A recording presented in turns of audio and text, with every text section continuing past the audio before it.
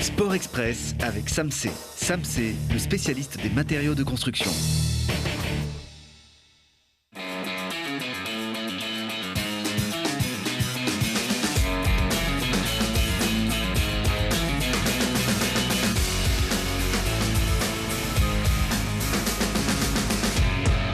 Bienvenue à tous, toujours très en joie à l'idée de vous retrouver chaque lundi sur Télé Grenoble pour vous conter les exploits de nos athlètes préférés, pour vous faire redécouvrir ces disciplines sur lesquelles vous pourriez craquer et bien sûr pour suivre avec assiduité le parcours de nos équipes. Comme les brûleurs de loups, ça y est, les Grenoblois ont repris la route de la Ligue Magnus. Le coup d'envoi a été donné à Cergy samedi soir comme l'an dernier à la même heure. Sauf que le sort en a décidé autrement. Battus l'an dernier, les brûleurs ont cette fois brillé et se sont imposés 7-2. Nous ne verrons pas les images pour des raisons techniques. La plateforme d'image a changé cette saison et c'est tant mieux. Mais le temps que ça se mette en route, vous verrez, ça va fonctionner. Ils prennent la tête de la Ligue Magnus, les brûleurs de loups. On précise aussi que Rouen et Angers ne sont pas encore entrés en lice. Le premier match à domicile des brûleurs, c'est demain mardi contre Nice.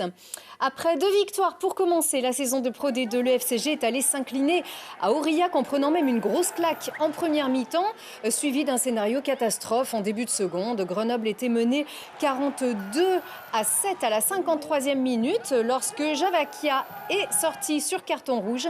Mais à 14-15, Grenoble s'est ressaisi et a marqué 2 essais qui privent Aurillac de bonus offensif. Score final 42-19. Le FCG descend à la 8e place. En bref, la Coupe de France de foot se joue pour l'heure sans les clubs pro qui patientent jusqu'au 7e tour pour entrer dans l'aventure. Parmi les clubs isérois engagés, on peut saluer le joli parcours du FC Mahorais. Les joueurs originaires de Mayotte qui ont franchi le 3e tour de Coupe de France en battant ce week-end 5 Cassiens au tir au but après un score nul de 1 partout. Et comme on l'apprend dans le Dauphiné libéré, par exemple, cette équipe n'a pas de terrain dédié. Elle décroche des créneaux parfois sur des terrains sans vestiaire.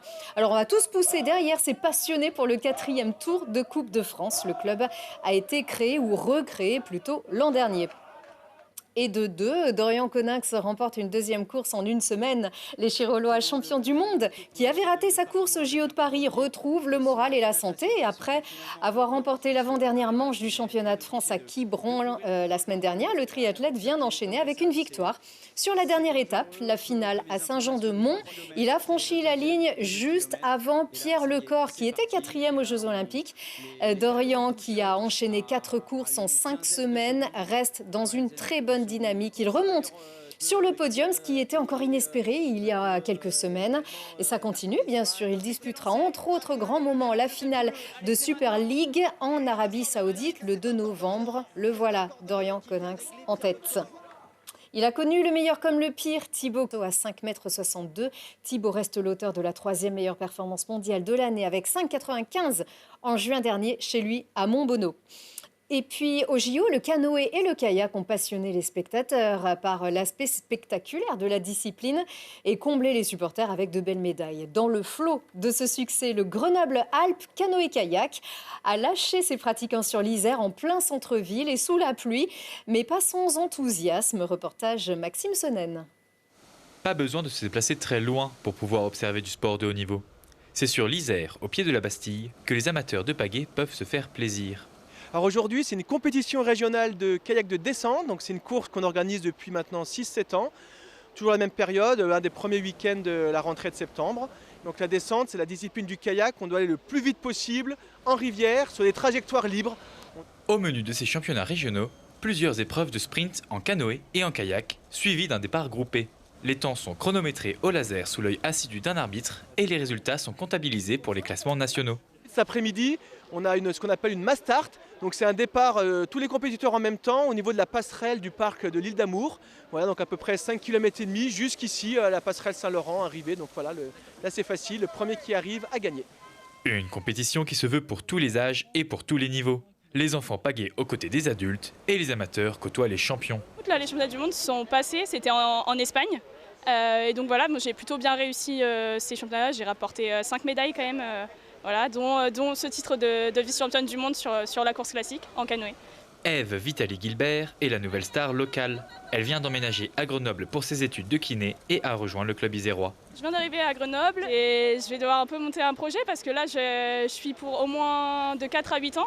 Donc voilà, c'est sûr que je vais devoir m'entraîner ici pendant vraiment un bon moment. Peut-être des aménagements à développer encore, mais c'est sûr que voilà, on a du bon potentiel pour venir s'entraîner tous les jours ici.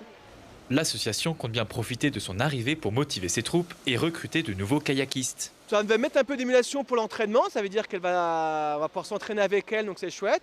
Et aussi les jeunes du club, on va avoir une athlète de haut niveau, une femme en plus, donc c'est très bien pour les jeunes de ne pas avoir seulement des gens comme nous, un peu des masters, donc un peu plus anciens et qui font plus de haut niveau. Alors que la France a déjà brillé durant les Jeux Olympiques de Paris au canoë-kayak avec une médaille d'or et une d'argent, Grenoble pourrait bien devenir une future terre de champions pour tout rafler dans 4 ans. Et on peut dire que pour son premier reportage à Télé Grenoble, Maxime s'est jeté à l'eau et c'est réussi. Bravo. À défaut d'avoir vu les brûleurs de loups en images, on peut les voir ici dans l'agenda. Vous pourrez enfin les voir en vrai.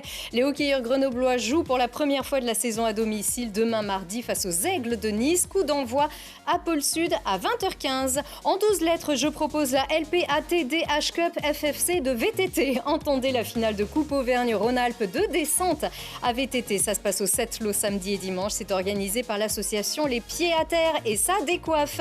Ce qui décoiffe encore plus, ce sont les 1001 vols dans les cieux du Grésivaudan. La 51e Coupe Picard, c'est déjà demain jusqu'à dimanche à Saint-Hilaire-du-Touvet pour le décollage et à Limbin pour l'atterrissage. Enfin, l'enfant du pays va inscrire son nom sur le stade qu'il a vu grandir. Ange Capozzo est attendu samedi à 20h au stade des Deux Ponts à Pont-de-Claix avec un peu plus tôt un match de gala entre les anciens du FCG et l'US Deux Ponts. Ce sera à 16h ce match de gala. On rappelle qu'Ange Capozzo est un joueur de l'équipe nationale d'Italie et du stade toulousain. Et on se retrouve lundi prochain. Merci à tous.